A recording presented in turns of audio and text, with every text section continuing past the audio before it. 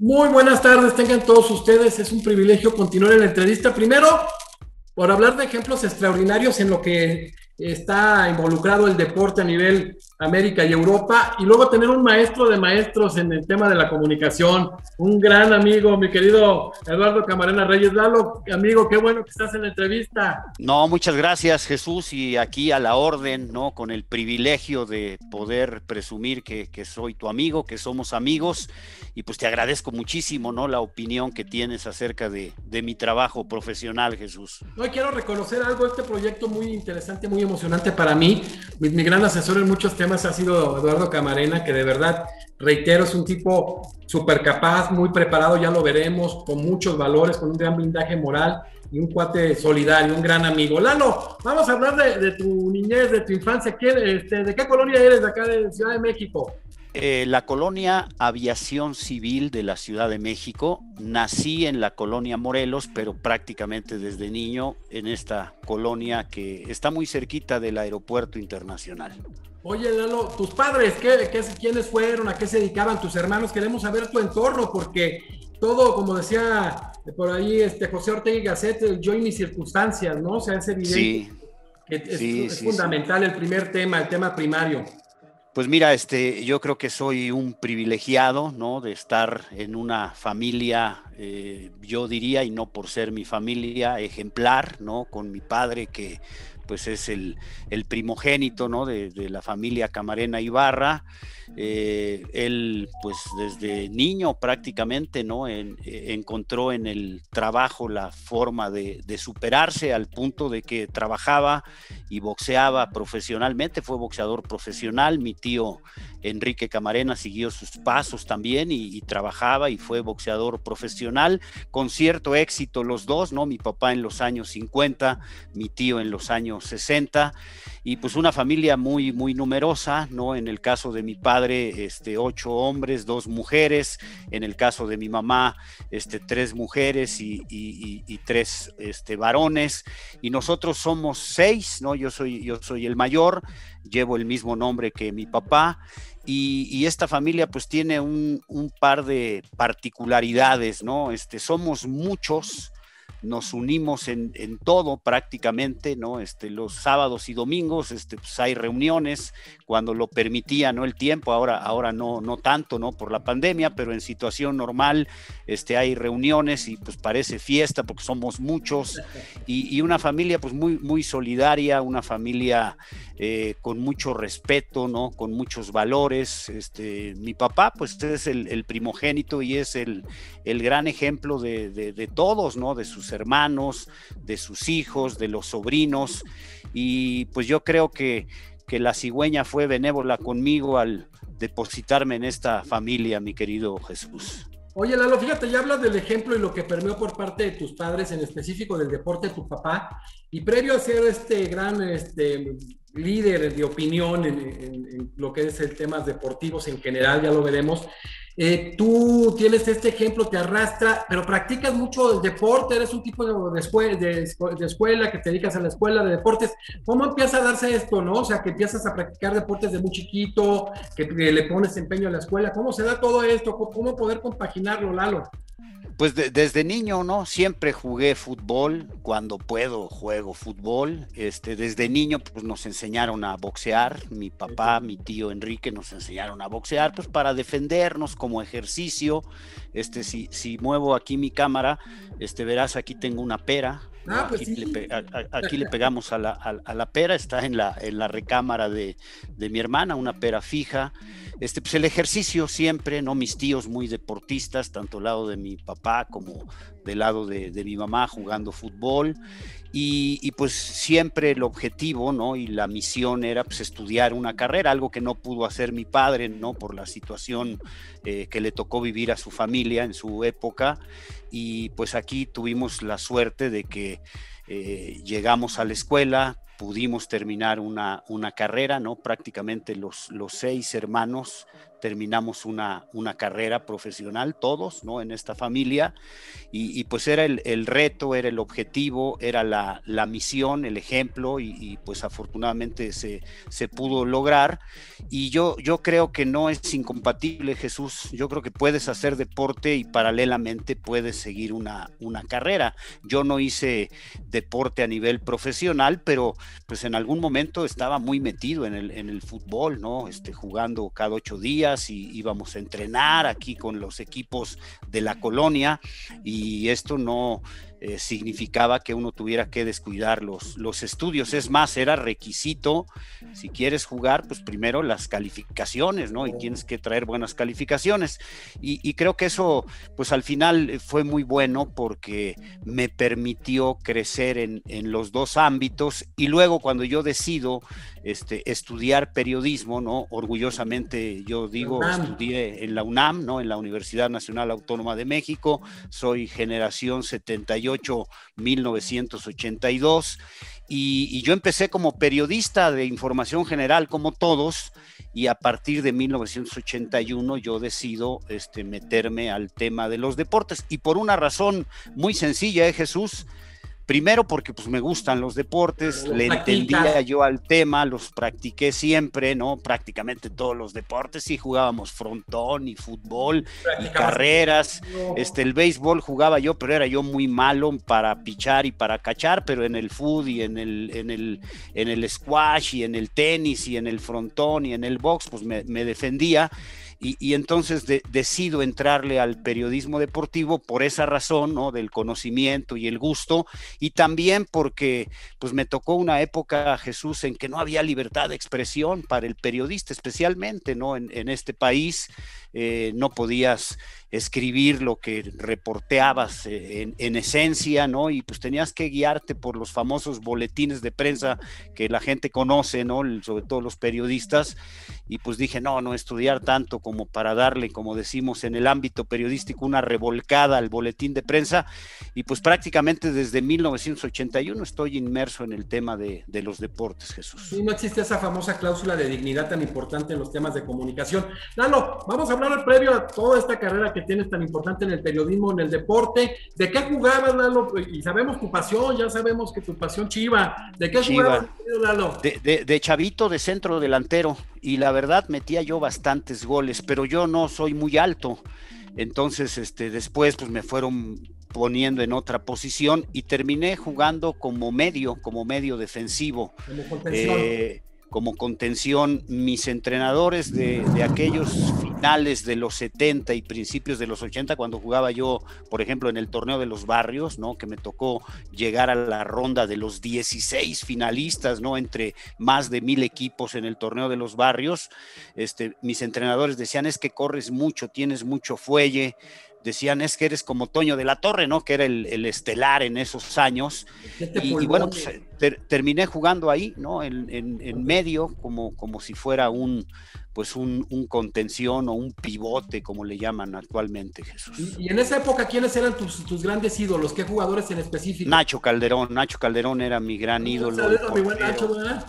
El portero de las Chivas, que luego tengo contacto con él últimamente, no he tenido. Carlos, su hermano, también es un tipazo y es... Carlos era goleador, ¿no? Remataba bien de cabeza, y Nacho era el portero, pero fíjate que también mi ídolo era Fernando Bustos del Cruz Azul. Yo quería jugar como Fernando Bustos, pero pues no tenía la habilidad ni el talento de Fernando. Y también fui muy, muy admirador de Miguel Marín, ¿no? Del Superman de Cruz Azul. Y también admiré mucho a Enrique Borja, ¿no? En mi niñez, digamos que fueron los que marcaron mi niñez, pero especialmente Nacho Calderón, ¿no? Porque pues yo, seguidor de Chivas, veía en Nacho Calderón pues, al gran portero que fue, ¿no? Que jugó 2 Copas del Mundo, Nacho Calderón. Oye, todo un suceso, ¿no? Galán, con presencia. Sí, oye, películas, fotonovelas, etcétera. Oye, Lalo, pues uno de los grandes, ese campeonísimo, el Guadalajara, hoy hay que mandarle un saludo a Sabás Ponce, a su familia, está hospitalizado, tuvo un pequeño problema cardiovascular, esperemos que esté bien, para que les mandes un abrazo a Sabás y a su familia, para que tenga pronta recuperación, Lalo. Sí, sí, sí, un abrazo muy solidario y siempre con mucha admiración, ¿no? A Sabás y a Jesús, el Chuco Ponce, ¿no? Que muchos años era, decía yo, es el paño de lágrimas de las Chivas, ¿no? Quitaban al técnico y ponían al Chuco Ponce de técnico interino. Pues imagínate qué personajes, ¿no? Todos ellos. Yo puedo presumir, Jesús, de que conviví mucho con ellos, ¿no? Como periodista yo, haciendo un programa de televisión de las Chivas, Y pues ahí los conocí muy bien, ¿no? Al Tigre Sepúlveda, que acaba de fallecer no hace mucho tiempo, a Salvador Reyes, al Tubo Gómez, a Ponce, pues a toda esta al Curita Chaires, al Jamaicón, que también le mando muchos saludos. Ahí está, ¿no? El máximo campeón de las Chivas. Y Sabás y él con 8 títulos, cada uno de ellos, sí. Exactamente, sí. Y otros muchos que han fallecido y otros que quedan por ahí pues enteros y algunos con otras complicaciones, les deseamos lo mejor. Estas Chivas, tú que eres Chiva, pero aparte eres un hombre objetivo, un periodista calificado, un hombre que has practicado el deporte. ¿Qué representan realmente estas Chivas para lo que es en realidad el Guadalajara, este campeonísimo, este soporte, este bastión, y para el fútbol mexicano, lo que son qué representa el campeonísimo? Mira, yo creo que las Chivas son el emblema del fútbol mexicano, por lo que ha logrado en triunfos, en títulos, en resultados, ¿no? Aunque en los últimos años, las últimas décadas, estos títulos han sido intermitentes, ¿no? Y muy espaciados unos de otros, pero el sello nacionalista, el cariño que mucha gente le tenemos al Guadalajara me parece que lo distingue. Y hoy yo lo digo abiertamente, Jesús, y con todo el respeto para todos, yo creo que está muy mal manejado el Guadalajara. Es una pena que estén dilapidando, ¿no? Toda esa herencia, bendita herencia, ¿no? De títulos, de jugadores, de emblemas, de esa trascendencia a nivel nacional y fuera de nuestras fronteras, ¿no? Con tantos mexicanos que hay en Estados Unidos, de todo lo que representa el Guadalajara, las Chivas, ¿no? El equipo rojiblanco. Me parece que con Jorge Vergara no pudieron hacer lo que él pretendía, ¿no? Y también fueron espaciados los títulos.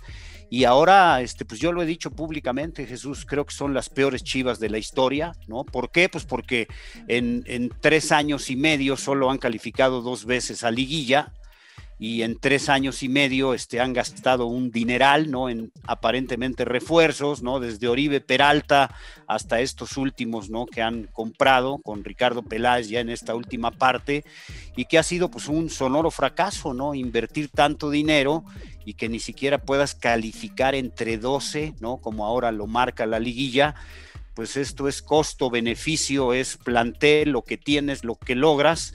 Y pues es muy sencillo, vean números y se van a dar cuenta que son las peores Chivas de la historia, ¿no? Que en algún momento, hasta el torneo previo a la pandemia, pues Guadalajara tenía 5 campeonatos seguidos sin calificar, Jesús, 2 años y medio, ¿no?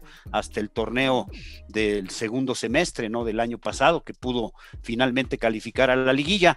Eso es lo que marca Chivas, ¿no? Un equipo que lo ve la gente, que en cualquier plaza llena estadios, que lo ve la gente en la televisión, aquí en Estados Unidos, y que, repito, pues es muy lamentable, ¿no? Que estén dilapidando esta herencia, ¿no? Que deja la historia, la gran historia del equipo de las Chivas. Cerrando el tema de tu pasión por Chivas, pero el objetivo que eres, hablando de estas Chivas del campeonísimo, que son hasta 8 títulos, un Cruz Azul histórico, con una generación impresionante, el América, que ya conocemos, luego Necaxa.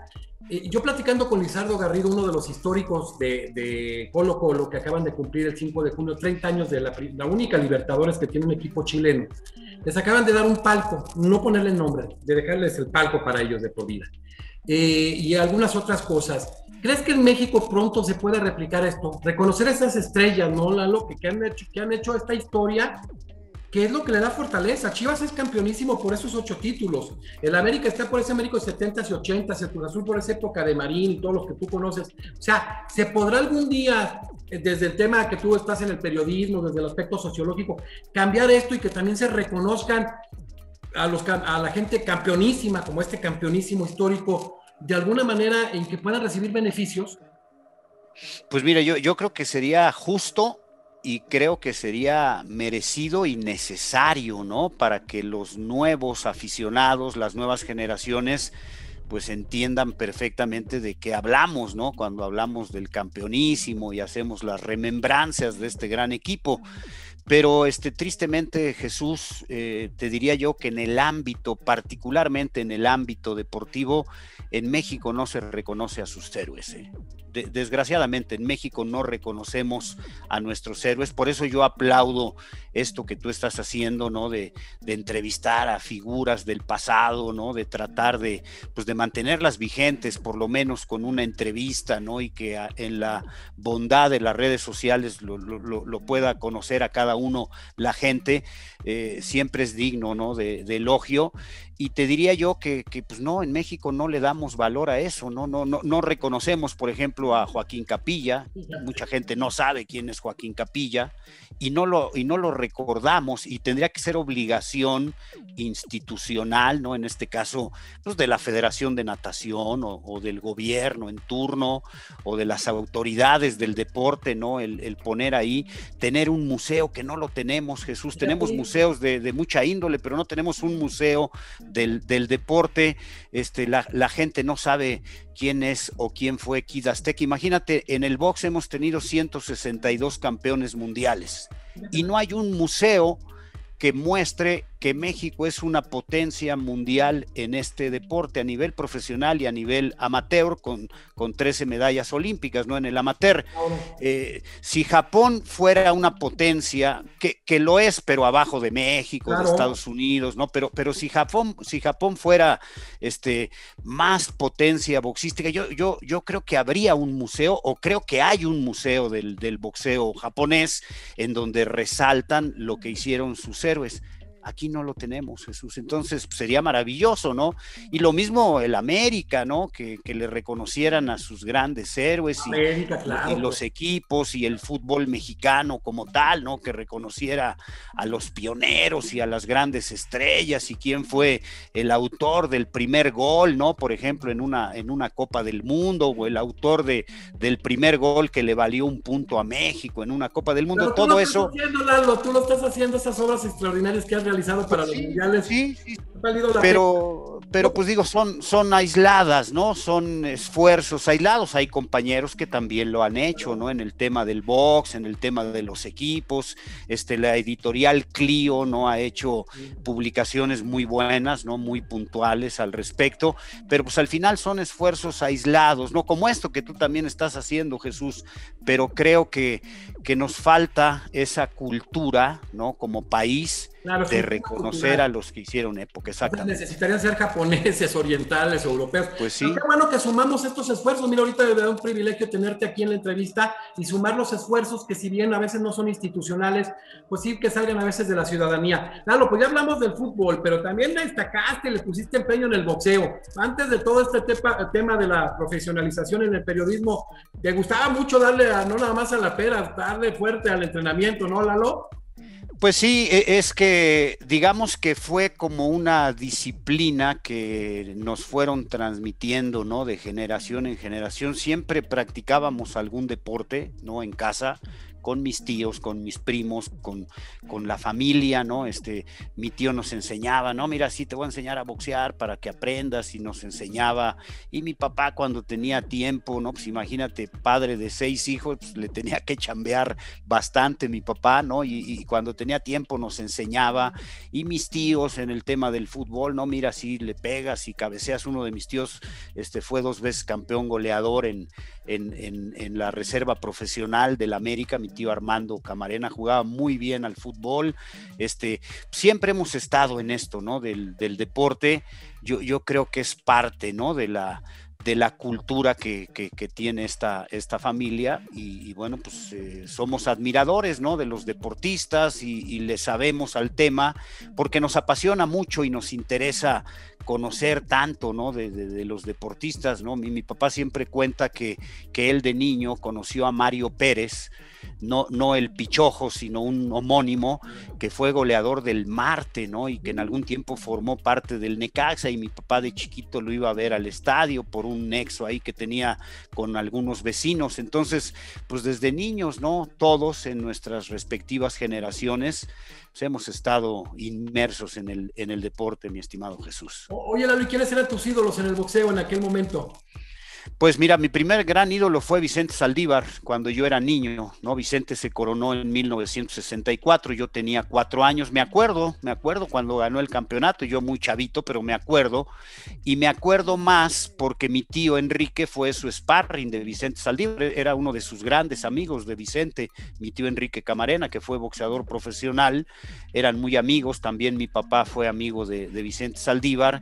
Me tocó ir en alguna pelea de Vicente Saldívar a su concentración en Jurica, ¿no? En Guanajuato, ahí en una propiedad de la familia Torres Landa, que era su apoderado Juan José Torres Landa, y me acuerdo que mi papá nos llevó de niño yo a ver a entrenar a Vicente Saldívar, y mi tío le estaba ayudando como sparring, y bueno, pues fue mi primer gran ídolo, ¿no? Yo tengo que decir aquí públicamente contigo, Jesús, que cuando perdió el campeonato en su segunda etapa como campeón, porque en la primera no lo perdió, se retiró como campeón y luego regresó, ganó el título pluma y luego se retiró, ya perdiendo el título, cuando lo destrona el japonés Kuniaki Shibata, que si no me falla la memoria fue en el 71, 72, yo lloré. La verdad lloré, no me aguanté o sea, en ese momento, ¿con Chivas te llegó a pasar que lloraras, Lalo? No, también, pues sí, también, ¿no? Pues imagínate, con Chivas cuando nos metieron 5-2 en el Azteca, tus Águilas del América. O en la final, o en la final aquella, pues ¿no? en esa ya trabajaba yo, ¿no? Ya en la 83-84 ya era yo periodista, ya lo ves desde otro ámbito, sí. Por supuesto que te duele. ¿Cómo valoras, ¿no? Ahora que estás en esto y uno se ve,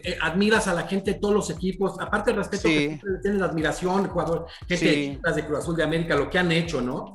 Sí, yo puedo presumir que, pues que respeto a todos y ellos me respetan también, o sea, yo puedo decir que me respeta Cristóbal, ¿no? El más americanista de todos, o Alfredo Tena, el más americanista de todos, o Miguel Marín en su época, ¿no? Un cementero ejemplar, y me decías que pues tú te das a respetar, ¿no? Y yo creo que es eso, ¿no? No te puedes poner de manera absurda la camiseta y no valorar lo que tienen los rivales, porque para mí no hay enemigos, Jesús. Claro. Yo en el deporte digo que no hay enemigos. Yo digo que hay rivales, sí. Hay adversarios, hay oponentes, hay contrincantes, pero nunca enemigos. Oye, Lalo, entonces ya tú sigues el deporte, bueno, hasta la fecha lo practicas, es un hombre muy deportista, pero sigues siendo un tipo estudioso hasta llegar a, yo creo que mucho tiempo antes de que ingresaras a la carrera de periodismo y comunicación colectiva en la Universidad Nacional Autónoma de México, tú ya tenías visualizado que ibas hacia allá, ¿no? Pues te digo que inicialmente estaba yo en información general y yo quería pues escribir de eso, ¿no? Me interesaba en algún momento, pues cuando tuviese yo la experiencia y el conocimiento, y lo digo abiertamente, me hubiera gustado pues criticar, ¿no? Lo mal que estaba el país con López Portillo y con el Negro Durazo y todas esas historias abominables, ¿no? Que vivía el México de aquellos años 80, ¿no? Que nos hacían creer que era un país con libertades y un país que estaba creciendo económicamente y tantas cosas que pues te da el estudio, ¿no? Y tener buenos maestros y tener buenos amigos, ¿no? Mis maestros, mis conocidos. Ahora yo te pregunto muchas cosas, ¿no? De leyes y te empapas y aprendes y tienes una visión pues más amplia, ¿no? Un espectro más amplio de lo que es el mundo y de lo que es tu país. Y para mí hubiera sido sensacional el poder escribir de eso, ¿no? Y ser una voz de denuncia, ¿no? De algo que no se haga bien, como ahora trato de hacerlo en el tema estrictamente deportivo. pero pues te decía yo, no había libertad de expresión, ¿no? Hoy siguen matando periodistas, ¿no? Desafortunadamente, pues en aquella época también, ¿no? Había una gran represión, cerraron en los 70 el Excelsior, ¿no? Le dieron un golpe de estado, valga la expresión, al periódico Excelsior, ¿no? Con Luis Echeverría, pues ya ni te digo, yo niño me acuerdo, el movimiento del 68, los estudiantes, tantas cosas que a mí me hubiese gustado, pero pues no me lo permitió en algún momento, ¿no? El destino, el tiempo, y me dediqué al tema de los deportes y no me guardo ninguna palabra de elogio para decir México es sensacional en esto, Brasil, gran campeón, Claro. Pelé, pero al mismo tiempo en el tono igual, pues tienes que decir cuando las cosas no se hacen bien, ¿no? Cuando las cosas se hacen de manera equivocada. Y pues eso es lo que he tratado de hacer especialmente, Jesús, en el tema de los deportes, pues prácticamente, ¿no? Desde que arranqué mi carrera. ¿En qué año egresas de la UNAM, de la Universidad Nacional Autónoma de México, Lalo? 78, entré ya a la carrera, 1978, 4 años de carrera, hasta 1982. Pero tú ya en el 80 eras redactor, ¿no? ¿Estabas en Televisa Radio? Exactamente, sí, a la mitad de la carrera tuve ya el privilegio de empezar a trabajar, es decir, trabajaba yo, podía de alguna manera ayudar al sostenimiento económico de la casa y pues seguía yo estudiando y el gran privilegio es que estaba yo chambeando pues ya en el área, ¿no? de las noticias. Yo trabajé en la XCX, que fue la primera estación de noticias en la historia de la radiodifusión mexicana. ¿Quién estaba ahí en la radio? El director era Roberto Armendáriz, un gran locutor, un gran periodista, una de las voces más bonitas, ¿no? que había en la radio, un hombre muy inteligente, con un criterio y una razón periodística que le aprendí mucho a don Roberto Armendáriz Páez. Y pues conocía a mucha gente, ¿no? Muchos reporteros, porque yo empecé como auxiliar de redacción, luego como redactor y ya luego como reportero, ¿no? El ya paso en el 82 no entras lógico. Eres reportero. Ya propiamente como reportero de información general y luego pues ya decido la información estrictamente deportiva en el 82, ¿no? En realidad el Mundial de España 82, que me toca cubrirlo aquí desde México, pues digamos que fue mi primer gran evento, ¿no? En el deporte. Fue tu primer gran mundial, ¿no? El del 82, te tocó que el 82, México 86.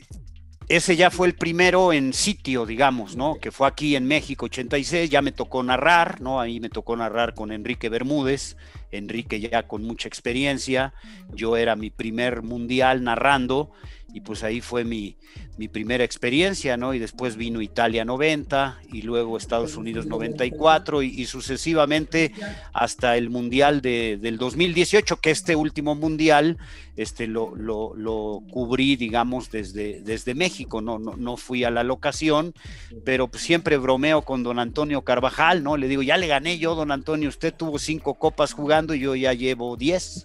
Don Antonio Carvajal ya tiene 92 años, don Antonio. Sí. Está bien, ¿verdad? Físicamente.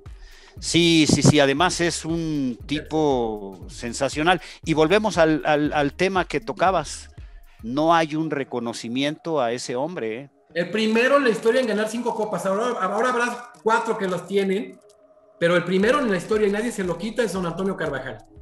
Sí, y te diría yo, siendo ejemplar, don Antonio, sí, ¿no? Con un México perdedor, ¿no? Porque no era una selección ganadora, y don Antonio pues era el líder, era el emblema, y pues yo pienso, ¿por qué no se llama el Estadio de León Estadio Antonio Carvajal? Sería justo.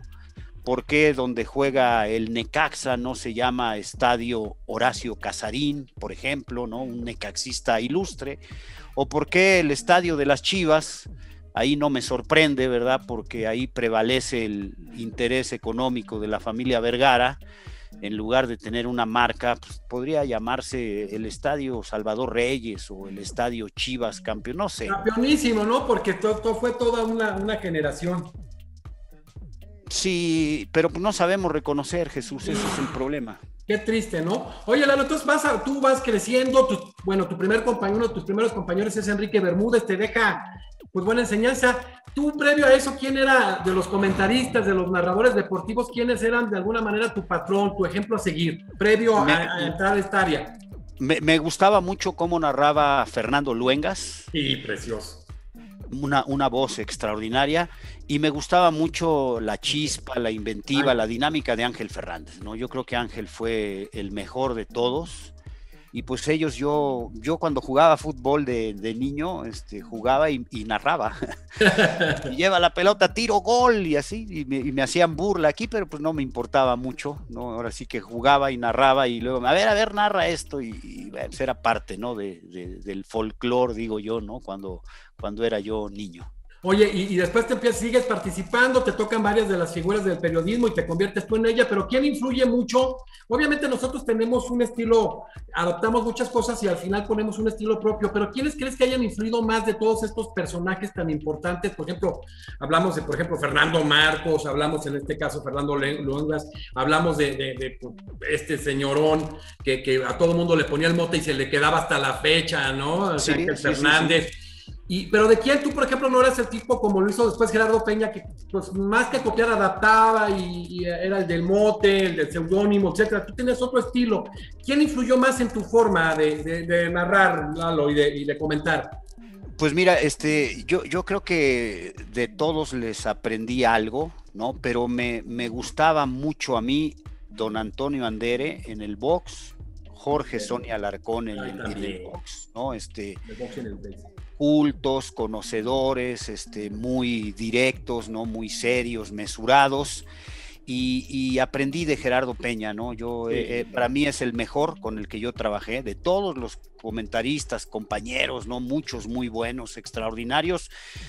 Yo creo que el mejor con el que tuve el privilegio de trabajar es con Gerardo Peña, ¿no? Con una voz privilegiada, un ritmo extraordinario. Cantaba los goles y nunca se le distorsionó la voz, ¿no? Como ahora hay gente que canta el gol y, ay, caray, dices que qué bueno que no son cantantes y no les avientan jitomatazos, parece que están sufriendo en lugar de disfrutando un gol. No, Gerardo, una voz privilegiada, un tipo muy culto, ¿no? Un tipo muy pensante, muy preparado, y pues yo te diría que si hay que mencionar estos tres ejemplos, pues yo me quedo con Gerardo Peña, con don Jorge Sonia Alarcón y don Antonio Andere, ¿no? Que para mí es el hombre que más sabía de boxeo en este país. Después te toca ser jefe de información en Cablevisión. ¿Ese paso es un paso importante en tu desarrollo profesional, Eduardo? Sí, sí, sí, porque pues ya de ser un reportero, de ser digamos, un periodista, ¿no? Como parte de un staff, pues ya te conviertes en responsable de ese staff, ¿no? Y tenía yo a mi cargo compañeros jóvenes reporteros, y pues fue, digamos, mi primera obligación, y luego pues, sucesivamente tuve ese privilegio, ¿no? En otras empresas, estuve en cable, en MBS, televisión, en lo que hoy es TDN o TUDN, que le llaman ahora, en el radio, en Estadio W, en muchas empresas, en una revista muy buena que se llamaba Deporte Ilustrado, luego Deporte Internacional, ahí con Raúl Orbañanos me hizo el favor de invitarme, y era yo el subdirector editorial, ¿no? El responsable del contenido editorial, y pues creces, vas creciendo, Jesús, son obligaciones que te obligan y te exhortan al mismo tiempo para ir creciendo profesionalmente. Buenos compañeros de trabajo, pues tuviste a Francisco Javier González, a Raúl Orbañanos, a Gerardo Peña. ¿Qué otros compañeros de alguna manera te dejaron huella, tanto en lo profesional como el ser humano, como en la convivencia, Lalo?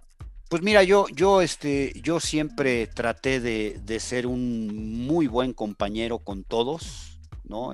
Y no solo con los comentaristas o los reporteros, ¿no? Sino pues con todos, ¿no? Los editores, los camarógrafos. Yo tengo un tío camarógrafo, el tío que te platicaba yo, goleador en el América. Él es uno de los mejores camarógrafos, ¿no? Que ha habido en este país, Armando, mi tío Armando Camarena. Y pues siendo sobrino de él, pues obviamente él me decía, hay que tratar bien al camarógrafo, hay que ayudarle al camarógrafo, el camarógrafo y el reportero tienen que ser aliados, ¿verdad? Tienen que trabajar como uno solo, y pues aprendes esas cosas, ¿no? Entonces yo puedo presumir de que tengo muy buenos amigos, y que he sido leal con todos mis amigos, pero desafortunadamente pues no puedo decir no hay reciprocidad de mucha gente, ¿no? Mucha gente no tuvo esa reciprocidad, pero pues mira, eso se queda en la conciencia de cada quien y pues ya no vale que te busquen y que te digan te extraño, y me haces falta, ya no pasa nada, pero he aprendido a salir adelante de todas las situaciones adversas, ¿no? Que se me han presentado en mi carrera, en mi vida. Siempre he sabido salir adelante con la guardia arriba, digo yo, ¿no? Y con el brazo arriba, ¿no? En señal de triunfo. Y he aprendido también pues a no guardar rencores, ¿no? Y lo que cada quien hizo, pues ahí se quedó y pues cada quien es responsable de... Pero no olvidar, o sea, sí no guardar rencores, sí tener memoria fresca. Tener memoria, pero sin ningún tipo de revancha ni cosas de eso. No tomarlo personal, simplemente... Yo creo que el tiempo te pone y el destino te pone en el lugar que te ganas y que te mereces, Jesús, afortunadamente. Pero tanta experiencia tan vasta, todo lo que has vivido, pero vamos a hablar primero en el fútbol. Dime un partido que emotivamente, emocionalmente, aunque tú seas un periodista, a final de cuentas la opinión está inmersa de un aspecto muy propio, muy humano, de una formación cultural, de emociones, que más hayas disfrutado en el fútbol mexicano, la narración, por lo emocional, por lo que implicaba hasta por ti, y el partido que hayas narrado que se te hizo mejor, un ejemplo de uno de los mejores jugados que ya te haya tocado narrar dentro del fútbol mexicano. Mira, yo creo que la final de América contra Chivas, la final que gana el América, yo creo que ha sido uno de los partidos más emocionantes que me ha tocado transmitir. Me tocó transmitirlo para la radio, para la XCW. La transmisión de televisión la hizo Gerardo Peña con Juan Dosal, y en el radio estaba tu servidor y me tocó hacerlo en el radio, en ese partido con Fernando Schwartz, ¿no? Entonces ese creo que es un partido especial, ¿no? En la historia, el único clásico, ¿no? De final, ¿no? En la historia, y lo emocionante que fue el antecedente de que un año antes los había eliminado el Guadalajara en semifinales. O sea, creo que ese como partido en todo lo que significó, pues es el más especial que me ha tocado presenciar. Y me tocó también pues el título de México, ¿no? En el 2011, en el infantil o juvenil, ¿no? El sub-17, que fue en México, ¿no? El primero fue en Perú, ese no me tocó narrarlo, pero el de México sí me tocó narrarlo, ahí con mi buen amigo Miguel España como comentarista, y también fue un momento pues muy especial, ¿no? México ganando algo en casa, ¿no? Como lo que había conseguido en la Copa Confederaciones, por ejemplo, ¿no? En el 99. Y aquí un campeonato mundial, sí, con límite de edad, lo que sea, pero pues imagínate, ¿no? El Estadio Azteca. Campeonato mundial, o sea, hay que dimensionarlo, o sea. Vibrante el Estadio Azteca, ¿no? Y se te enchina la piel. De la momia, ¿no? Te tocó todo ese rollo, ¿no? Estuvo muy emotivo. Sí, fue, además fue un muy buen partido de México, ¿no? Con estos chavos y el Potro Gutiérrez, que planteó muy bien el juego, y esta generación que desafortunadamente ya como profesional no tuvieron mucho éxito, Julio Gómez, ¿no? El chavo, el de la momia que le pusieron que había jugado con un vendaje, ¿no? Previamente para llegar a la final, y todo esto que realmente fue para mí estremecedor, ¿no? Ver cómo sucedía esto. Y claro, el Mundial de 86 también creo que marca un momento muy especial en mi carrera, por lo que representó ese Mundial, ¿no? Mi Mundial en casa, ver cómo festejaba la gente cuando ganaba México, cuando avanza segunda ronda, luego avanza al quinto partido, porque ese equipo sí avanzó al quinto partido. Es que se les olvidó ese quinto partido en ese, Bulgaria, sí. El cuarto y el quinto contra Alemania. Y además, pues muy injusto, ¿no? Claro. Oye, Lalo, de veras, ahorita que hablas de ese mundial, ¿con quién te tocó narrar ese mundial de 86? Un muy buen mundial. Con Enrique Bermúdez, ¿no? Una parte me tocó con Enrique, con Gerardo Peña, me tocó otra parte con Francisco Reyes en el radio, cuando me tocaba narrar en el radio. Me tocó con don Roberto Guerrero Ayala, ¿verdad? El gran narrador de Michoacán, ¿no? De Zamora, Michoacán, pero pues que es adoptado por Guadalajara, Jalisco, ¿no? El gran Roberto, que vive afortunadamente y es una de las voces más importantes, diría yo, en los medios de comunicación de este país. Oye, Lalo, te tocan varios mundiales. Si yo te dijera, dime 3 figuras que te tocó narrar que más te impactaron, 3 jugadores más impactantes, dime 3 entrenadores más impactantes que te haya tocado en las narraciones de estos mundiales, que no cualquiera tiene tantos mundiales a cuestas. No, bueno, pues sin duda Maradona, ¿no? Es uno. Me quedo con Dino Zoff, ¿no? El portero italiano, creo que es otro. Y por supuesto Messi, ¿no? Creo que serían así en orden jerárquico los 3 que me tocó narrar, transmitir partidos, ¿no? De ellos en Copa del Mundo. 3 los mejores, ¿no? En su posición, ¿no? Para mí Dino Zoff es uno de los 5 mejores porteros de todos los tiempos. Maradona, pues ya sabemos lo que es, y Messi, sin duda, ¿no? Entonces creo que serían los 3. Y como entrenadores, pues mira, me tuve el privilegio de conocer a César Luis Menotti, ¿no? Cuando dirigió a la selección mexicana. No me tocó narrar el Mundial del 78 cuando fue campeón, pero pues luego me tocó verlo en el 82, ¿no? En mi primera Copa del Mundo. Y yo te diría, pues también dentro de estos entrenadores, pues el caso de Guardiola, ¿no? Que me tocó narrar los partidos, muchos partidos del Barcelona en la televisión mexicana, ¿no? Para lo que era TDN, que pasaba en exclusiva algunos de los encuentros de ese Barcelona, ¿no? Campeonísimo. Yo creo que serían 2 de los técnicos más importantes, ¿no? Que me ha tocado narrar. Y de México, pues yo te diría el que yo más admiré y siempre seguiré admirando, pues Nacho Treyes, ¿no?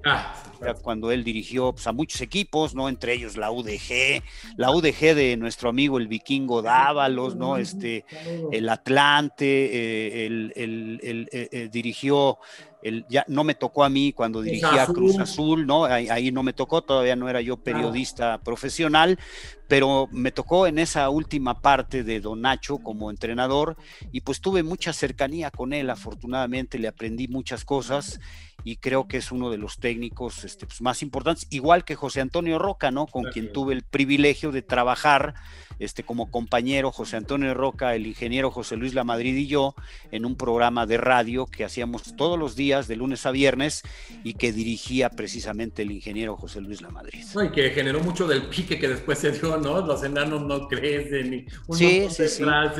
Pero imagínate, ¿no? Un anti-Chiva y un Chiva en un programa, y pues fue una experiencia maravillosa, ¿no? Yo le aprendí mucho a Roca y a don José Luis Lamadrid, ¿no? En mi etapa como... Te tocó también hacer muchas entrevistas, ¿no? Generar, te ha tocado ahora como independiente generar muchísimas entrevistas, también no has parado. Sí. ¿Qué te ha impactado más en alguna entrevista que dijeras, híjoles, qué enseñanza me dejó? Porque lo va viéndolo en cada entrevista y es un aprendizaje. Sí, bueno, yo te diría como enseñanza, digamos, pues entrevistar a Menotti era ilustrativo, ¿no? Era como aleccionador. Entrevistar, por ejemplo, en el tema del box, ¿no? Entrevistar en el box al Cuyo Hernández, que me tocó entrevistarlo muchas veces, ¿no? Manager que hizo tantos campeones, pues también era didáctico, ¿no? Aprendías de lo que te decía el Cuyo Hernández. Aprendes también a encontrar las preguntas perfectas para encontrar las respuestas perfectas de parte de los pintorescos boxeadores, ¿no? Rubén Olivares, por ejemplo, lo pintoresco que puede ser un Lupe Pintor, ¿no? El Grillo de Coajimalpa, lo pintoresco que puede ser un futbolista, ¿no? A la hora de entrevistar. De hecho, ahorita, justo antes de platicar contigo, acabo de entrevistar a Miguel Herrera. Aprendes, ¿no? ¿Quién estuvo en esa conversación? ¿Quién estuvo? ¿Miguel Herrera, tú y quién más? Jorge Murrieta, un muy buen amigo periodista de muchos años, el hermano de Beto Murrieta, y Óscar Guzmán, que actualmente está en la cadena Fox Sport, también un estupendo periodista, y los 2 mejores amigos. Oye, y bueno, estamos hablando que pues no nada más eres especialista en fútbol, te ha encantado y eres especialista en boxeo. Has narrado más de 600 peleas de título mundial, es un hombre muy conocedor. Están por ahí, vamos a platicar al final de un libro que me hiciste el favor de que yo haga uno de los prólogos, una obra padrísima que vamos a anunciar, vamos a dar la primicia. te toca entrar a este tema que lo amas desde la conformación familiar, desde tu padre, desde Prosapia, desde toda la familia. ¿Cuál es la primer pelea que te toca narrar, Eduardo? No, la primera fue en la Coliseo, 1984. José La Araña Méndez, no me acuerdo el rival, ahí lo tengo apuntado, una pelea de sábado en la Coliseo, la narré para la radio. Y luego, pues mi primera pelea de campeonato mundial fue Julio César Chávez contra el Azabache Martínez, esa sí me acuerdo la fecha, 13 de septiembre de 1984, para la radio, ¿no? Me tocó narrar esa pelea.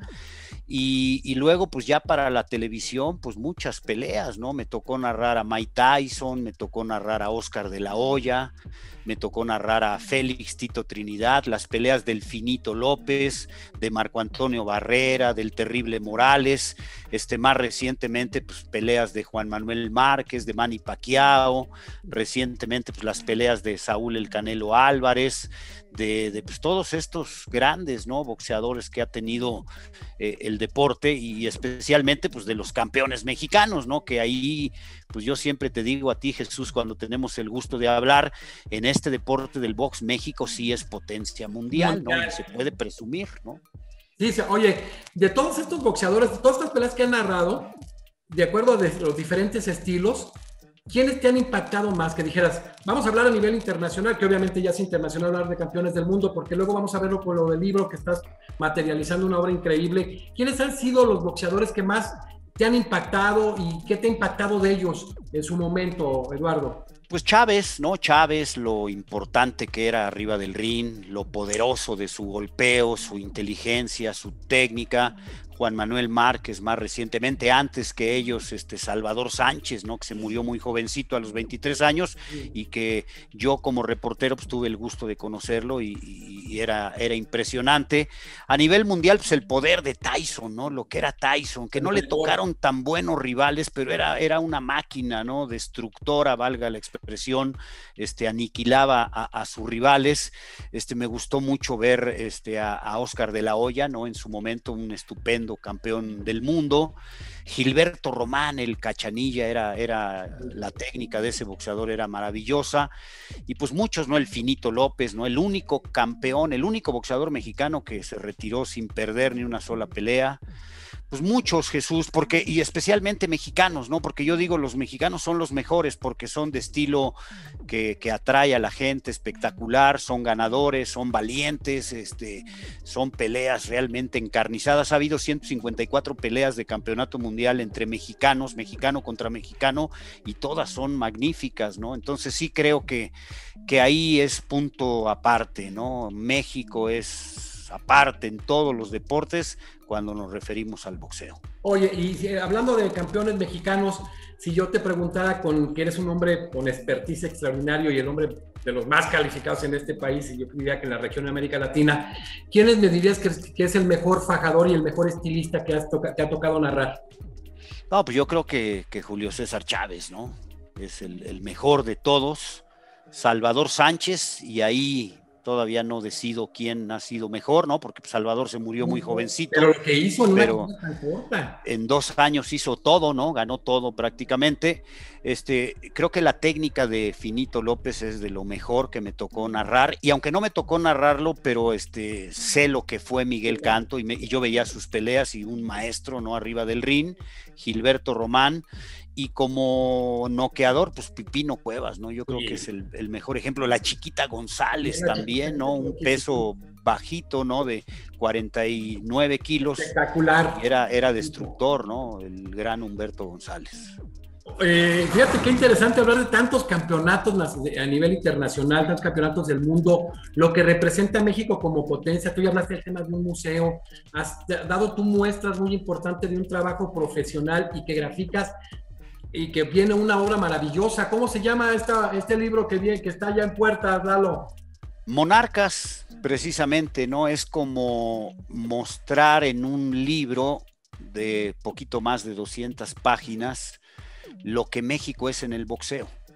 162 campeones mundiales hasta el día de hoy, 154 peleas de título mundial entre mexicanos, 13 medallas olímpicas, ¿no? Dos de oro, en México 68, notoriedad a nivel mundial, ¿no? Salvador Sánchez fue en 1981 el mejor boxeador de todos, superando a Marvin Hagler, superando a Sugar Ray Leonard, ¿no? Que lo compartieron esa distinción, superando en esa época pues a Mano de Piedra Durán, que estaba activo, Alexis Argüello. O sea, imagínate de qué estamos hablando. Salvador es el mejor del mundo. Y en el 79 lo mismo, Carlos Zárate, ¿no? El mejor del mundo, superando a todos estos que todavía estaban vigentes también. Y luego Julio César Chávez le toca esa distinción, y ahora el Canelo Álvarez, ¿no? Que ha sido consecutivamente en estos 2 años recientes el mejor boxeador mexicano libra por libra, ¿no? Y estamos hablando de la actualidad, ¿no? El mejor libra por libra hoy, ¿no? Y a nivel mundial. Pero imagínate ser el mejor compitiéndole a Durán, a Argüello, a Hagler, a Leonard, pues sí tiene mucho mérito, ¿no? Entonces, cada quien en su época, pero pues eso simplemente te refleja la importancia que tiene el boxeo mexicano, Jesús. Es el deporte donde México ha tenido más éxitos, ¿no? A nivel mundial. Hay que ponderarlo. Oye, y como voz calificada, eres un hombre que también has hecho equipo con mucha gente para reunir datos muy precisos, o sea, yo diría un cientista, un científico de datos. Por ahí, ¿cuántos han sido campeones mundiales y sus hijos campeones mundiales? No, pues son 6, de campeones padre e hijo, nada más son 2 parejas, ¿no? En México. Los Espadas, ¿no? Guti Espadas, el papá y el hijo, y los Chávez, ¿no? Julio César Chávez y su hijo Julio César Chávez Carrasco. La primera fue Guti, ¿no? La primera fue los Espadas, exactamente, y a nivel mundial pues no son muchos más, ¿no? El caso de Floyd Patterson y su hijo Tracy Patterson, hijo adoptivo, pero bueno, pues su hijo, y pues no hay muchos ejemplos, ¿no? Entonces por eso México también se distingue. Y si hablamos de hermanos campeones mundiales, o sea, parejas de hermanos campeones mundiales, pues México tiene 6 parejas, ¿no? De hermanos campeones mundiales. La primera fue los Arredondo, los michoacanos, ¿no? De Apatzingán, Ricardo, y luego su hermano René Arredondo. O sea, fíjate todo lo que tiene México en combinaciones de tantos títulos que tiene mundiales, ¿no? Una verdadera potencia. Si habláramos de las primeras 3 potencias mundiales en el boxeo, obviamente, ¿a quién ponemos, Lalo? Estados Unidos, México y Japón. En ese orden. Y Puerto Rico, sí, sí, pero México muy por encima y solamente abajo de Estados Unidos, pero aquí sí con un asterisco grande, porque durante muchos años Estados Unidos regía el boxeo mundial, y entonces no era fácil que un mexicano disputara el campeonato mundial, no le daban la oportunidad. Y el mejor ejemplo de esto es Kid Azteca, ¿no? Que fue 16 años campeón nacional de peso welter y nunca le abrieron la oportunidad en Estados Unidos para que él disputara el título del mundo. Y lo conocí aquí de Azteca, ¿no? Los últimos años de su vida conviví con él en entrevistas, en eventos, ¿no? Al que lo invitaban, me acercaba yo con él, porque además él conocía a mi papá, ¿no? Mi papá como exboxeador, él también en su rol de exboxeador, y platicaba yo mucho con él, y me confesó varias veces, me dijo: Eduardo, créame, porque muy respetuoso siempre don Luis Villanueva, me decía: créame que me tenían miedo, entonces por eso no me dieron chance de ganar el campeonato mundial, y está debidamente documentado, ¿no? En las crónicas de su época. No, y en películas salían muchas, sí tiene una proyección muy importante, ¿no? Le decían Kid Azteca el mero mero. Oye, hablando de esta obra tan interesante, antes de cerrar esta primera parte, Monarcas, ¿cuántos campeones de México seleccionas tú en este proceso, que es un proceso complicado y que no muchos lo podrían hacer, sino gente como tú, tan calificada y sobre todo tan objetiva? Mira, yo hablo en general de todos, ¿no? Y de estos datos, ¿no? Específicos, cuento historias, ¿no? Por ejemplo, la historia de los Arredondo. Bueno, hay un caso de mexicanos. México tiene una pareja de hermanos campeones mundiales, pero son gemelos, o sea, son igualitos, ¿no? Y de estos casos, pues nada más hay 4, ¿no? En toda la historia del boxeo mundial, y uno de ellos son mexicanos, ¿no? Los García Irales de La Paz, Baja California Sur, Raúl el Rayito García y su hermano, el príncipe, Ramón García Irales, ¿no? Los dos. Imagínate, ¿no? Qué privilegio, ¿no? Campeones y igualitos, ¿no? Uno y otro, como dos gotas. Y luego hago una selección de los 20 mejores boxeadores mexicanos, en mi opinión, de todos los tiempos. De eso, digamos, se trata el libro. ¿Lo haces, estableces un orden, decir este es el mejor, el 2, el 3, así lo vas manejando? No precisamente en un ranking, porque pues es muy difícil, ¿no? Yo en ese ranking, digamos, tengo a Chávez y a Salvador Sánchez, ¿no? Arriba, y ya luego, pues es muy difícil, ¿no? El Púas Olivares, Carlos Zárate, Miguel Canto, Gilberto Román, Tito López, Kid Azteca, el Terrible Morales, Marco Antonio Barrera, ahí ya está la Chiquita González, ahí ya está complicadón, ¿no? Hacerlo en un escalafón, ¿no? Entonces, yo nada más pongo esa lista de 20, que considero que son los mejores mexicanos de todos los tiempos. Interesante, lo anunciaríamos ya en su momento, no tarde, esto ya está muy próximo. Ya en septiembre, Jesús. Septiembre. Oye, Eduardo, fíjate, se haces una selección muy complicado porque ha habido grandes campeones del mundo extraordinarios. Tú has conocido a muchos de ellos y eres amigo personal de varios, te aprecian igual que en el fútbol. ¿Quién te hace el ídolo que más conectaba con la tribuna? Rubén Olivares. Maravilloso, ¿no? Digo, de los que yo vi, ¿no? De los Maravilloso. Que yo vi, de los que yo, sí, y hasta la fecha, ¿no? Nos tocó viajar mucho cuando él era comentarista, lo invitaron a las peleas en Televisa, y no, hombre, te das cuenta del imán taquillero, ¿no? Pero me cuenta mi papá que también el Ratón Macías.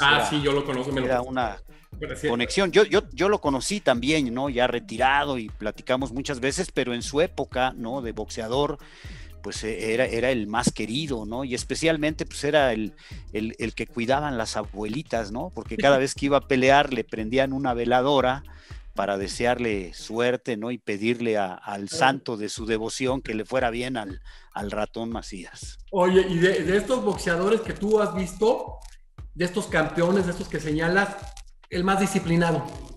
Finito López, sin duda.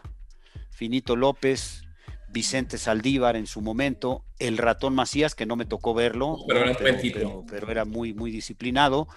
Chiquita González, Marco Antonio Barrera, el Terrible Morales. Creo que la generación más reciente ya se caracterizó por ser muy disciplinada. Más preparados, ¿no? Honestamente, con mayor escolaridad y todo. Sí, aunque mira, me dicen Miguel el Canto era muy, muy profesional también, ¿no? Se preparaba muy bien, el maestro, ¿no? De Mérida.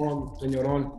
Pero había otros, pues, muy distraídos, ¿no? Muy irresponsables, diría yo, ¿no? Que no se cuidaban, que no estaban bien, pues el mismo Rubén Olivares, ¿no? Él mismo lo reconoce, el Toluco López, el Pajarito Moreno, hay recientemente chavos que han perdido el título en la báscula porque no dan el peso. Sí, ha habido de todo, ¿no? Y creo que aquí sí, en las generaciones más recientes, pues se ha purificado, ¿no? Esa imagen del boxeador mexicano, afortunadamente para este deporte. Uno de los mejores boxeadores en toda la historia ha sido Alexis Arguello. Y por ahí platican anécdotas que tú más que nadie conoces cuando enfrentó a Olivares. Y Olivares, mucho tiempo para la pelea, durante el transcurso de la pelea lo tuvo hasta dominado, impresionante. Lo mata esa falta de condición, esa falta de disciplina. Él sería el boxeador que pudo haber alcanzado mayores niveles si hubiera sido un tipo más disciplinado, o hay algún otro que dijera, porque Chávez también... No, seguramente pudo haber alcanzado más con disciplina, ¿no? Si aún así fue exitoso, y yo lo tengo en mi top 20, ¿no? O top 10, particularmente a Rubén Olivares, ¿no? En la historia. Pero yo creo que el caso más significativo habría sido Salvador Sánchez. Sí. Mira, pues es que se murió a los 23 años, Jesús. Sí. Él ganó el campeonato a los 21 años. Azuma Nelson en su última pelea lo dejó, una escena increíble. Y Azuma Nelson, ¿cuántos años siguió de campeón mundial? No, bueno, es el mejor boxeador africano de todos los tiempos, Azuma Nelson. Y le ganó Salvador, y le ganó a Wilfredo Gómez, que es el mejor peso super gallo de todos los tiempos, y en mi opinión el mejor boxeador de Puerto Rico, que Puerto Rico es una potencia mundial también en el boxeo. Entonces yo creo que el que pudo haber llegado a un techo quizás sin límite, porque además era muy disciplinado, yo creo que habría sido Salvador Sánchez, ¿no? Pero como yo conté aquella vez, aquella madrugada, ¿no?, del 12 de agosto de 1982, cuando falleció, y cuando me llaman por teléfono el señor Roberto Armendáriz, precisamente, ¿no?, mi primer jefe, y me dice: Eduardo, esta trágica noticia, una trágica noticia, ha muerto Salvador Sánchez, y empecé a hablar de él, y mi colofón fue: Salvador Sánchez, el exceso de velocidad, la noche, la impericia para controlar el volante. Salvador Sánchez quiso ganarle a la vida, ¿no?, por ganar tiempo y llegar rápido a la concentración, y se encontró con la muerte. Fueron palabras que me salieron del alma, Jesús, en ese momento. Estabas muy con el sentimiento a flor de piel, ¿no? Tú en ese momento. Pues porque lo conocía yo, además, ¿no? Pues yo le digo, era mi cuate, ¿no? Y conozco muy bien a sus hermanos, a Javier, a Zulio, que fue boxeador, y conozco a su familia, y a él lo conocía, lo fui a ver muchas veces entrenar, ¿no?, con don Cristóbal Rosa, su manager, con quien también tenía yo muy buena relación. Yo debo decir, y lo presumo, que yo le recomendé a Chávez, cuando se separa de su manager Ramón Félix, que contrate a don Cristóbal Rosas, porque Julio admiraba a Sal Sánchez, ¿no? Y le digo, pues que te entrene don Cristóbal, es muy bueno, habla con él, y le di el número, habla con él, búscalo, y es muy buena persona, y te va a enseñar cosas, va a pulir lo que haces muy bien, porque ya era campeón. Y pues hicieron una dupla, un binomio extraordinario, ¿no? También. Oye, Lalo, tú que eres muy cerca, aparte que conoces el tema, las has narrado, tienes toda esta vivencia profesional, pero también humana, porque varios son tus amigos. El tema del Canelo es sui generis, ¿no? O sea, es un tema en que si conecta o no conecta, el chiste no sé si sea como pasó con el América, como lo hizo en su momento Azcárraga, si no me quieren que me odien, pero yo creo que todo el mundo se encarga que vende las peleas como quiere, pero sí cuesta trabajo que reconozcan lo que ha logrado, y es un tipo disciplinado, capaz. ¿Qué pasa en ese tema, Lalo? Yo te diría que es injusto, ¿no? O sea, mi primera reflexión es que para mí es injusto lo que pasa con el Canelo, ¿no? Porque realmente es un muy buen boxeador, es muy disciplinado, todo lo que tú has mencionado, pues queda muy claro, ¿no? Se dedica al 100%, y yo creo que tiene la calidad suficiente para hoy decir es el mejor libra por libra, ¿no? Y que lo comparen con el que quieran de los actuales, y yo pienso que no, ninguno es mejor que él. ¿Qué pasa con él? Pues es algo raro, ¿no? Algo que yo nunca había visto, ¿no? Yo te podría decir, he visto de estos 162 campeones mundiales que ha tenido México, me ha tocado narrar a muchos de ellos, y muchos de ellos fueron flor de un día, ¿no? Efímeros, campeones que ganaban y perdían en su primera defensa, pero la gente quería que ganara, y como ganara, pues se le reconocía, ¿no? A cualquiera, ¿no? A cualquiera de estos boxeadores. Bueno, a Genaro León, por ejemplo, ¿no? Contemporáneo de Chávez, duró muy poquito como campeón, y pues la gente le reconocía lo poco o mucho que hizo. En el caso del Canelo, desde mi punto de vista, ¿no?, muy personal, es que la carrera del Canelo la polarizó la guerra de las televisoras por el rating en el box. Esa es mi percepción, y me tocó vivirlo. O sea, mientras en Televisión Azteca tenían a Julio César Chávez Jr. como su boxeador estelar, digamos, Televisa tenía a Canelo Álvarez, y los cronistas en la otra televisora, en Azteca, le escatimaban todos los elogios al Canelo. Le subestimaban todos sus triunfos. No, pues le ganó a ya está muy veterano.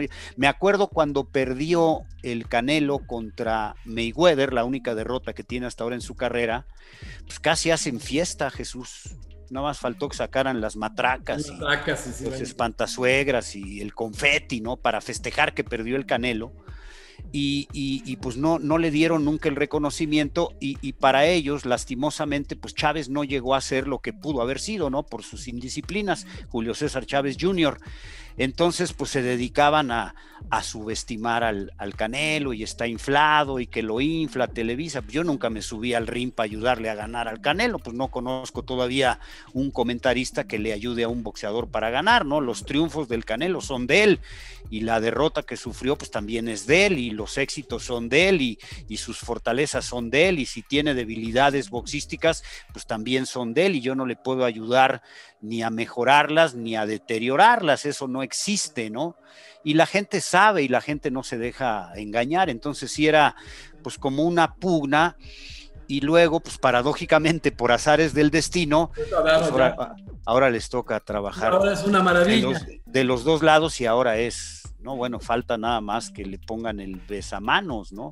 Que yo creo que es un gran boxeador, sí, que es ejemplar, sí, que ha invertido su dinero de manera extraordinaria y ejemplar, por supuesto, algo inédito, ¿no? En la mayoría de los boxeadores mexicanos, que es un buen boxeador, lo reitero, lo subrayo, sí, pero yo pienso que en otra época no sería el mejor mexicano en ese momento. O sea, yo creo que en la época de Chávez no lo sería, pienso que en la época de Olivares no lo sería, pienso que en la época de Sal Sánchez no sería el mejor mexicano, ni en la época de Carlos Zárate, pero bueno, pues al final son puntos de vista, ¿no? Apreciaciones de cada quien, pero respetables, es un hombre pero nada más, ¿no? Pero no deja de ser subjetivo, ¿no? Sí, lo sé que sí puede ser, pero tú estás hablando, tomando las épocas, tomando ciertos factores, rivales, etcétera, resultados, y no los consideras dentro de estos 20 privilegiados que están ahora en esta obra. Yo creo que entre los 20 sí está. ¿Está? En los 20 sí, en los 10 no. En los 20 sí. En los 20 de la obra que vamos a presentar, ahí está. En los 20 sí está. O sea, sí, pero, sí. Oye, a lo mejor pudo haber influido también que atrás, si bien el hijo pues tenía el apellido de los Chávez, esa pugna que tenía y que todo el mundo, una figura intocable como lo fue Olivares, lo era Chávez, ¿no? También algo pudo haber influido. Pues puede ser, ¿no? Muchos factores, pero sí era una campaña muy evidente, ¿no? Yo te diría fue algo hasta con mala intención, ¿no? Porque pensaban que eso le afectaba a su competidor, ¿no? En el área televisiva, y en realidad pues al que terminó afectando fue al boxeador, porque le demeritaban todo lo que hacía, ¿no? Te digo, esa vez pues, nomás faltó que sacaran las matracas, ¿no? Para festejar. Y yo, por ejemplo, en ese momento de esa pelea, yo sí lo dije y frontal con Saúl Álvarez y con su entrenador en ese momento, don Chepo Reynoso. Ahora lo maneja su hijo Eddie Reynoso, que estaba en esa parte del equipo, pero el entrenador, digamos, en jefe en ese momento era don Chepo Reynoso, José Reynoso, gran persona, y yo le decía, yo creo que se equivocaron en la estrategia, ¿no? El Canelo no debió esperar, el Canelo debió salir a atacar, a presionar a Mayweather, ¿no? Golpearlo en los brazos, donde fuera, donde pudiera, porque es muy elusivo, y no esperar y tratar de contragolpear al mejor contragolpeador del mundo, ¿no? Y en algún momento platicando en privado con el Chepo Reynoso me dijo, sí, pues a lo mejor eso falló, ¿no? Y el mejor golpe, y lo dije en aquella noche, el mejor golpe del Canelo esa noche se lo dio a la cuerda intermedia, ¿no? Porque pues nunca pudo golpear a Mayweather, ¿no? Que cuando ve que le pega a la cuerda, se hace para atrás, toma la mano izquierda, el guante izquierdo en la cintura, se agacha y ve la cuerda como dándole el mensaje, pegas fuerte, chavo, la vas a romper la cuerda, ¿no? Oye, te tocó mucho estar cerca, muy cerca, no nada más en la narración de las peleas, de los combates con Saúl El Canelo Álvarez, sino convivir mucho con él. ¿Cómo es Saúl? Pues muy introvertido, fíjate que no tanto, yo te diría, pues muy profesional, ¿no? Él no abre mucho su intimidad y está bien, ¿no?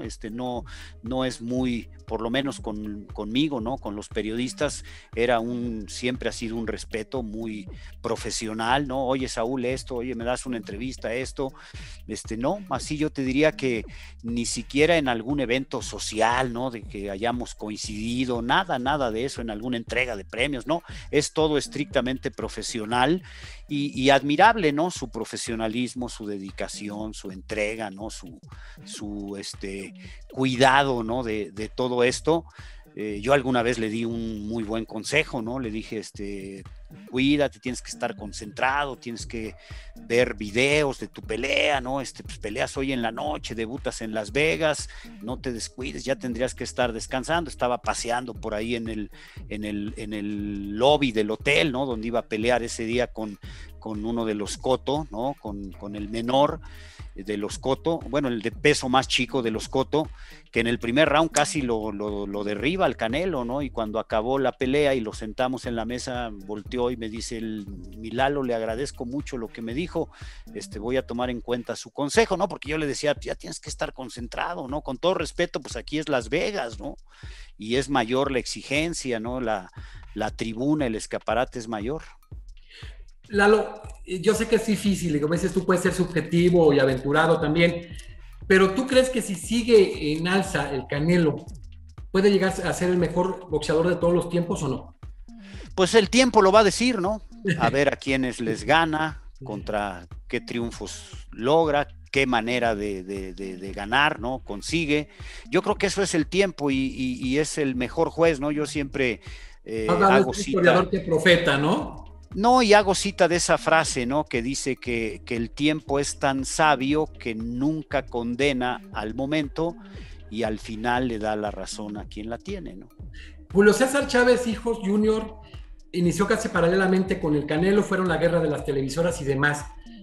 Parecía de entrada a los que somos neófitos en el tema que iba a ser más exitoso o iba a alcanzar mejores cosas quizás por técnica y algunas cuestiones Julio César Chávez. ¿Es así? ¿Tenía más facultades? ¿Originalmente se visualizaba así? ¿Y por qué fue al final la gran diferencia ahora al tiempo, como dices tú, Lalo? Pues yo creo que la disciplina, eso te marca. Si tú no tienes la disciplina al 100%, Jesús, es muy difícil que alcances los grandes objetivos, ¿no? Y te conviertes en un boxeador con éxito fugaz, ¿no? O perecedero muy corto. Yo creo que esa es la gran diferencia. Para mí esa es la mayor virtud del Canelo Álvarez, ¿no? Porque a base de disciplina ha aprendido a tirar golpes, a quitarse golpes, a cuidarse, a dar el peso, a estar fuerte, ¿no? Hoy el físico del Canelo es digno de elogio. Los 5 mejores managers que hayas visto tú. El Cuyo Hernández, no, fuera de serie. Cristóbal Rosas, Nacho Beristain, ¿no? Por supuesto. ¿Quién podría ser de los managers? Hay un manager, Rudy Pérez, que entrenó a Marco Antonio Barrera en una parte de su carrera. Era muy bueno, era muy buen estratega, ya fallecido, murió muy joven. Y pues yo creo que sería injusto no incluir en esta lista a don Lupe Sánchez, ¿no? Que sacó ahí a Pipino, a la Chiquita González y a varios boxeadores. Lupe Sánchez fue el manager de mi papá, ¿no? Y de mi tío Enrique. Pero estoy omitiendo uno muy bueno, el Negro Pérez, Adolfo el Negro Pérez. Yo creo que Adolfo era el más técnico de todos los entrenadores mexicanos. Él aprendió la técnica del boxeo original de Inglaterra. El arte de la defensa personal, Jesús. Los compañeros en la narración, en el boxeo, con los que mejor te has coordinado, que has dicho, qué padre, nos la coordinamos aquí, la narración de la pelea, los tiempos. No, bueno, con mis maestros, ¿no? En principio con mis maestros, ¿no? Don Antonio Andere y Jorge Sonia Alarcón, ¿no? Que ahí ellos pues marcaban la pauta y me daban pie al comentario, y cuando narrábamos pues me tocaba narrar y era algo muy profesional, muy respetuoso, y siempre recibí yo el mejor consejo, ¿no? Específicamente de don Antonio Andere, ¿no? Que me daba muchos consejos. Y ya, digamos, como uno de los narradores principales, ¿no? En las transmisiones, porque en esa época pues ellos eran los principales. Yo empezaba apenas mi carrera, pero ya teniendo yo un papel más protagónico, pues sin duda, ¿no? Con el Finito López, ¿no? El Finito es muy inteligente, cuando tiene que hablar, se mete, da el comentario, te complementa, nos complementamos muchísimo, ¿no? Y muy a gusto, además, trabajando muy a gusto, en general con todos, ¿no? Claro, pero el binomio que te gusta es ese. Pero ahí, específicamente ahí sí lo he disfrutado, ¿no? Durante mucho tiempo, ese binomio, ese trabajo, pues prácticamente una década, casi 15 años, ¿no? Con el Finito. No quiero dejar pasar temas importantes para cerrar. ahorita está en boga Paola Espinosa este tema, ¿no? Si es justo, si es injusto, si ya había tenido asegurado su participación en 2019 y demás. Es un tema que se tiene ahora, pues con todo este tema del Comité Olímpico Nacional y de que si cómo se están manejando las cosas. Lalo, ¿nos podrías aclarar un poquito esa situación? Porque hay muchas dudas. Pues mira, yo hablé con las dos partes, ¿no? Tanto con Carlos Padilla Becerra, que es del Comité Olímpico Mexicano, como en este caso pues, con la atleta, ¿no? Con Paola Espinosa. Ella da su versión, ¿no? Y su versión pues tiene mucho fundamento. Ella dice, yo gané el selectivo y yo gané la plaza. Y a mí me prometió la Comisión Nacional del Deporte, mi federación y por supuesto el Comité Olímpico, que pues esa era mi plaza. Los Juegos Olímpicos, pues todos lo sabemos, no se realizaron el año pasado por la pandemia. Yo creo que ese es un argumento muy válido, ¿no? Después hacen un selectivo y pues te puede tocar una mala tarde, pero al final vía ese selectivo pues le dicen, no, tú ya no vas, ¿no? Ese lugar que supuestamente habías ganado, pues no es una plaza tuya, es una plaza para el país, lo cual pues cambian las reglas, ¿no? Y entiendo el tema de la pandemia, pero pues cambian las reglas, ¿no? Yo digo que no es correcto, ¿no? Yo hubiese pensado, y no se dio el caso, pero si México hubiera logrado la eliminatoria el año pasado y se suspenden los juegos, pues ni modo que le digan a los jugadores de la selección, no, pues ustedes no van. De hecho, lo está respetando la FIFA, ¿no? Ya no son 23 años, le está dando chance que son de 24 años, ¿no? Adaptándose a la circunstancia. Entonces, yo creo que en este caso particular pierde México, porque yo pienso que estando un atleta como ella en esa prueba que es de parejas, ¿no? Que ella ganó el lugar, es más fácil o menos complicado o hay más probabilidades de que tengan éxito por el nombre, el prestigio, la trayectoria, que eso normalmente pesa en la óptica de los jueces, Jesús. Entonces, más allá de que sea víctima de una injusticia, que me parece que lo es, yo pienso que pierde el deporte mexicano, ¿no? Las chicas que van, pues sí, no dudo que sean muy buenas y que tienen la capacidad y que ganaron sobre esta atleta en el momento reciente el lugar, pero pienso que ya en una competencia olímpica la presión, la óptica de los jueces ya no va a ser lo mismo, ¿no? Ojalá me equivoque, ¿no? Además no debes de cambiar las reglas ya estaban, viene un fenómeno yo creo y tiene que respetarse, o sea, al final, ahora, sí. Esto representa lo que se ha venido viviendo en muchas partes, en muchas cuestiones del deporte de México, la falta de respeto a la historia, en este caso una olímpica, que qué lugar ocupa en las Olimpiadas como mujer y en general, de lo mejor que hay, ¿no, Lalo? Pues sí, digo, es una de las atletas más brillantes, ¿no? Tenemos que ponerla en el sitio selecto, ¿no? De María del Rosario Espinosa, de Joaquín Capilla, de Raúl González, ¿no? Que en el mismo evento, pero Raúl es doble medallista, ¿no? En caminata, 20 y 50 kilómetros. Pues de ese tamaño es esta atleta, ¿no? Entonces sí creo que, te reitero, ahí pierde México, ¿no? Pierde México y pues los argumentos que da, pues la verdad es que a mí no me sorprenderían, Jesús, no me sorprendería que alguien que está metida en la política, ¿no? Como Ana Guevara, le diga, oye, pues pon esto en tu cuenta de Twitter porque pues me están acusando, ayúdame, y que ella diga, no, pues yo no te ayudo, y que como represalia el poder lo ejerza. Yo no dudo de eso, ¿no? Pasa en este país, tristemente, pasa, y tú lo has visto, ¿no? ¿Por qué no fue Cuauhtémoc al Mundial de Alemania? Porque pues un cuate le caía mal, ¿no? La Volpe, y no lo llevó a un mundial, y entonces lleva a un naturalizado, Alfredo Tena, Enrique Borja, que no era titular, porque pues Guillermo Cañedo y el tema de las refresqueras, y tú firmaste con esta.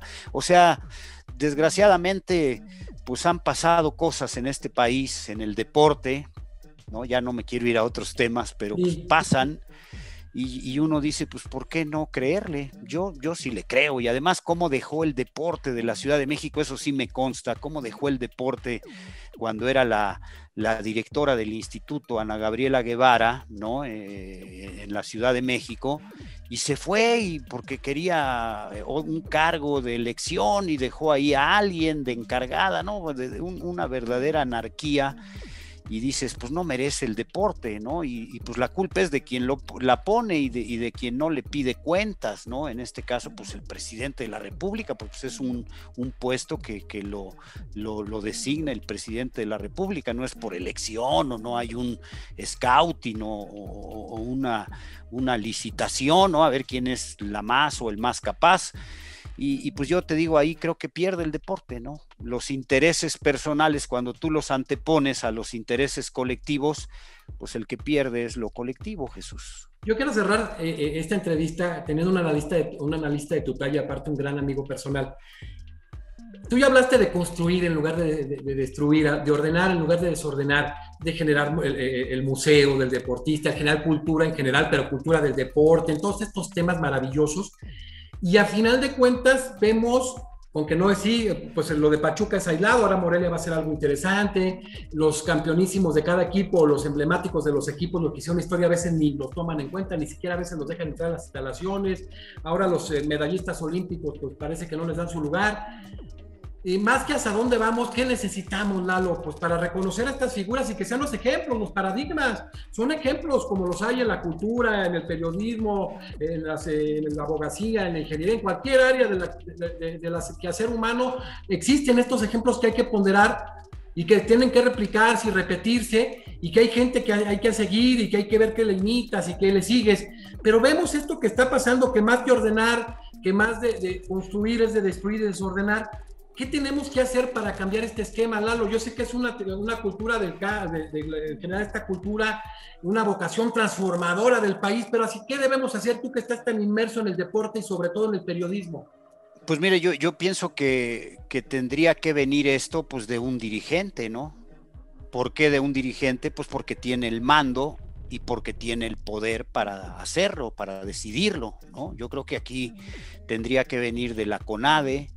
Creo que aquí tendría que venir del Comité Olímpico, ¿no? de las instituciones que encabezan el deporte mexicano, o te diría yo a lo mejor de la Secretaría de Educación Pública, porque en México el deporte no tiene el rango de secretaría, ¿no? Depende la Comisión Nacional del Deporte, de Cultura Física y Deporte, depende de una Secretaría de Estado. Pues tendría que ser alguien con esa visión, ¿no? Con ese proyecto, ¿no? De reconocer los valores, de reconocer a nuestros héroes, de hacer del deporte algo como si fuese obligatorio, ¿no? Así como en algún momento se legisló, ¿no? Que la primaria es obligatoria, ¿no? La educación primaria. Yo diría que la activación física tendría que ser algo obligatorio, porque somos primer lugar en obesidad, estamos en los primeros lugares en sobrepeso, problemas de diabetes, de hipertensión, etcétera. Pues ahí están los registros, ¿no? Del propio gobierno. En un país así, ¿no? En un país enfermo por falta de activación física, pues tendría que haber como en Grecia, ¿no? Que me sorprendió verlo y comprobarlo en el 2004 en los Juegos Olímpicos, que me tocó ir allá a narrar. Los viernes en la tarde es obligado activación física, Jesús.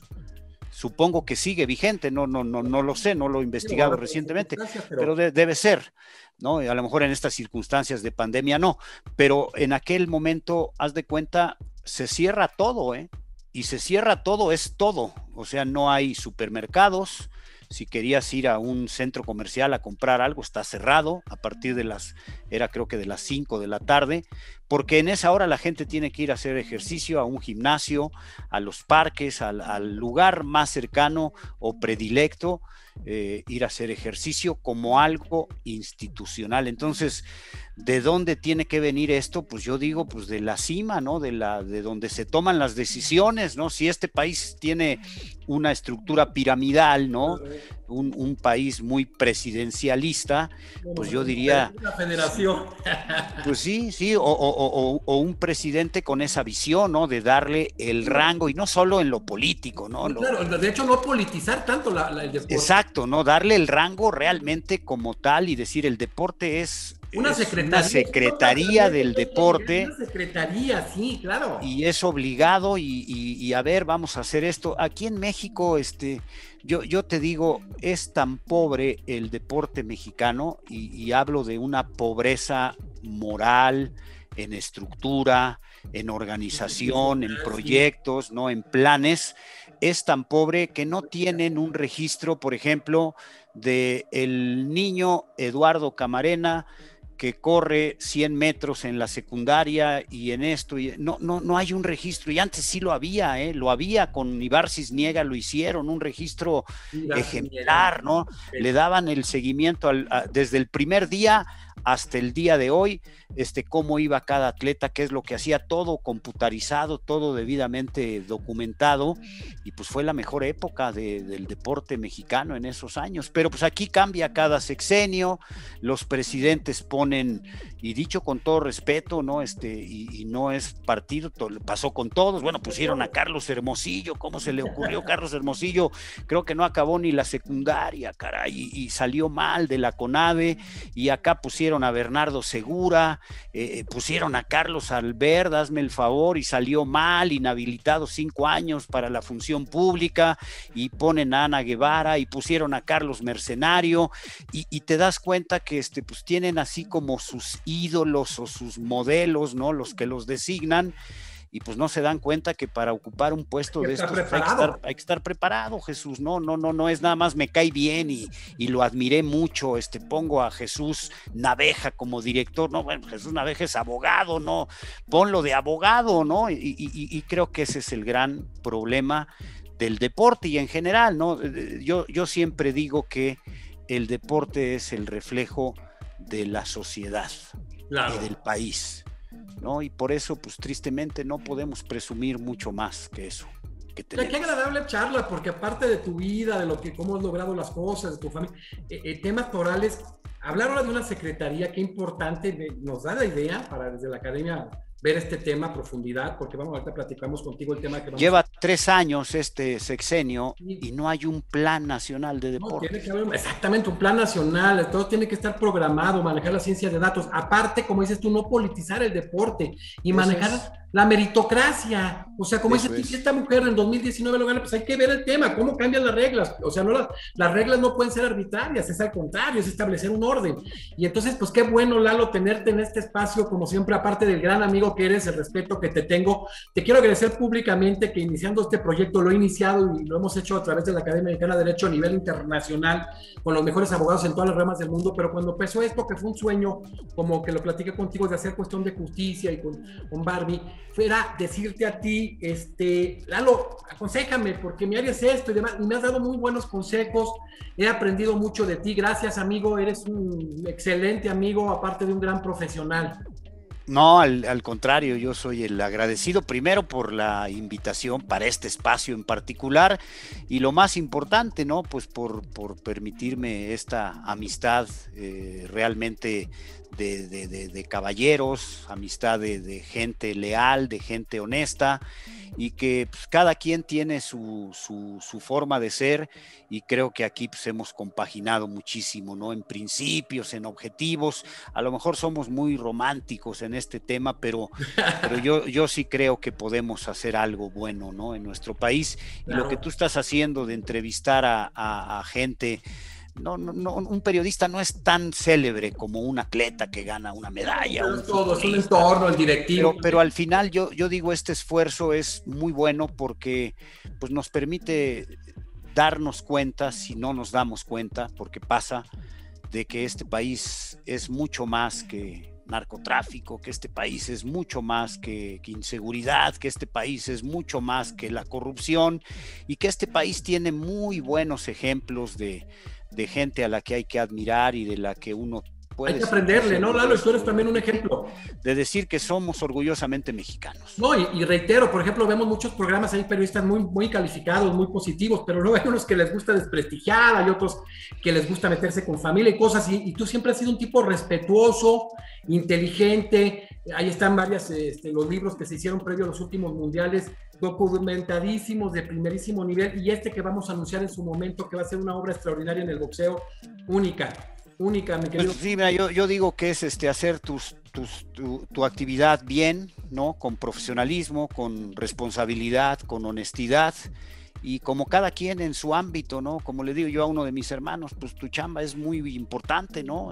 Arreglas aviones, amigo, eres mecánico de aviones y no lo haces bien, imagínate, ¿no? Entonces, yo digo, cada quien en lo que le corresponde hacer bien su trabajo, cumplir con sus obligaciones, que no es ningún mérito, es simplemente tu obligación, es parte inherente, ¿no? A las obligaciones que tenemos los seres humanos. Y el día que hagamos cada quien lo que corresponda, creo que vamos a tener un mejor país, Jesús. Claro, tenemos con que hay mucha gente positiva aquí. Hay mucha gente, mucho Oye, talento. ¿quién hace el prólogo? País. Marco Barrera te hace el prólogo de la obra. El Finito. El Finito, perdón. El Finito López y mi amigo Jesús Naveja, te lo pedí, pues será doble el gusto. Gracias, pues bueno, vamos a estar afuera del aire un par de minutos con mi amigo Lalo Camarena, pero de verdad ha sido muy agradable ver un ejemplo. El fútbol, el deporte no nada más es el deportista, es el empresario, es el periodista objetivo, fino, que difunde adecuadamente la información, es los directivos que valen la pena. Entonces es una cuestión, como decíamos ahorita, de qué sirve que haya grandes deportistas si a final de cuentas no se maneja el tema de la meritocracia, no se politiza, que no se debe politizar esto. Entonces, Lalo, te despedimos. Estuvo con nosotros hoy en la entrevista Eduardo Camarena Reyes, un extraordinario periodista reconocido nacional e internacionalmente, no nada más por su formación, por su capacidad, sino por esa probidad que le caracteriza. Y como lo dijo él, inicié en un área. No existía la cláusula abierta, que es uno de los requisitos elementales en estos temas de la comunicación, y me fui a otra. Y siempre fue un hombre que dijo lo que sentía, con respeto, con objetividad, sabiendo que la opinión no puede ser objetiva, pero sí con ese respeto que entraña el poder expresarse de un deportista y de lo que hace. Muchísimas gracias, Eduardo Camarena. No, al contrario, y siempre con esa base, ¿no?, de responsabilidad a la hora de emitir un juicio, a la hora de emitir un comentario, con responsabilidad. Y como alguna vez le pregunté al doctor Rafael del Castillo, cuando aquella vez de los cachirules, que fue muy famoso, le decía yo, don Rafael, le hago una pregunta muy irreverente, pero muy respetuosa. Esto que hicieron ustedes es de delincuentes. Falsificar actas de nacimiento para engañar y poder competir. Y se quedó perplejo el señor sin darme respuesta. Increíble. Ahorita cerrando, tienes algunos programas. ¿Cómo se llaman los programas, Lado? Estamos en Conexión Deportiva con Jorge Murrieta y Óscar Guzmán, ¿no? 3 días a la semana. Trabajo para la KTN de los Estados Unidos con mi amigo Alex Pasos allá en los Estados Unidos, y pues estamos narrando box en todas las plazas donde hay boxeo y nos contratan.